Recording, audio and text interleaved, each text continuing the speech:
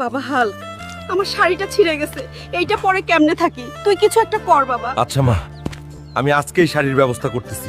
মায়ের শাড়ি ছিঁড়ে গেছে, এই বাড়িতে বাজার সদাই নাই। আজ আমাকে কাজ করে টাকা জোগাড় করতেই হবে, অভাব দূর করতেই হবে।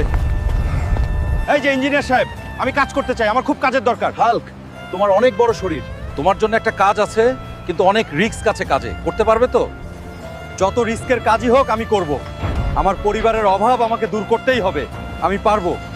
কি কাজ আমাকে বলেন।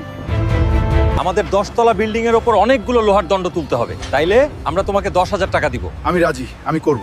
চলেন। বন্ধুরা, তোমরা লাইক সাবস্ক্রাইব করে আমার শক্তি বাড়িয়ে দাও, যাতে আমি ঠিকভাবে কাজ শেষ করতে পারি।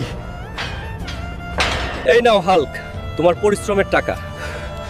যাই, এখন বাড়ির জন্য বাজার আর মায়ের জন্য শাড়ি কিনি। আমার মায়ের জন্য একটা ভালো চাইতে শাড়ি দেন, তাড়াতাড়ি যাই।